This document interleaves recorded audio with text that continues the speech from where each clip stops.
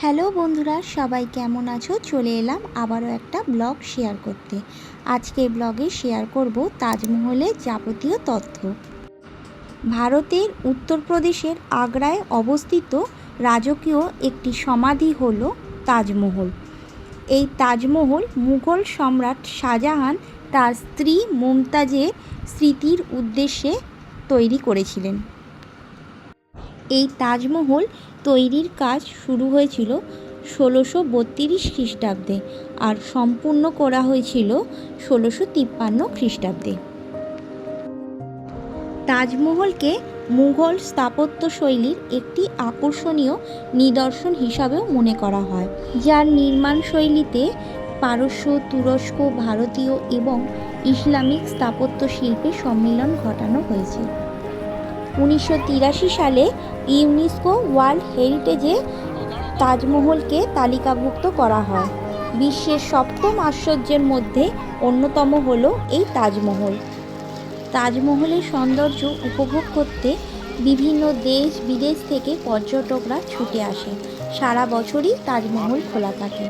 এখানে প্রবেশ করতে গেলে অফলাইন কিংবা অনলাইনে টিকিট কেটে আসতে হয়। তবে অফলাইনে টিকিট কাটতে গেলে প্রচুর লাইনও পড়ে আর অনেকটা সময়ও নষ্ট হয়। আমি সাজেস্ট করব অনলাইনে টিকিট কেটেই ভেতরে প্রবেশ করতে। ভিডিওর শেষে আমি সমস্ত বুকিং ডিটেলস দিয়ে দেবো। এছাড়াও ডেসক্রিপশন বক্সেও বুকিং ডিটেলস দেওয়া থাকবে।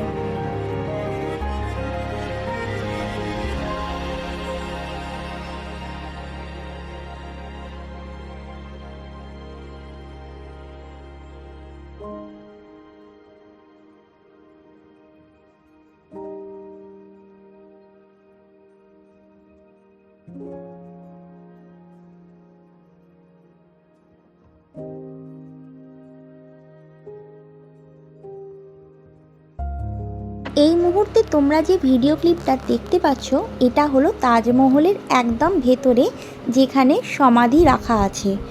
এখানে প্রবেশ করবার জন্য আলাদা করে টিকিট কাটতে হয়।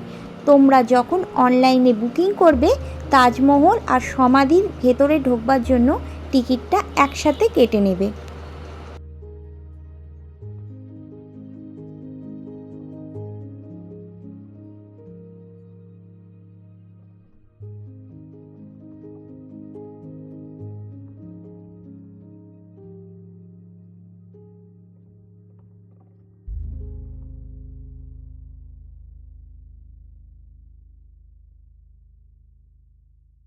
এটা যেহেতু একটা স্মৃতিসৌধ, তাই জন্য এখানে প্রবেশ করবার জন্য সবসময় একটা শু কভার পরে থাকতে হবে।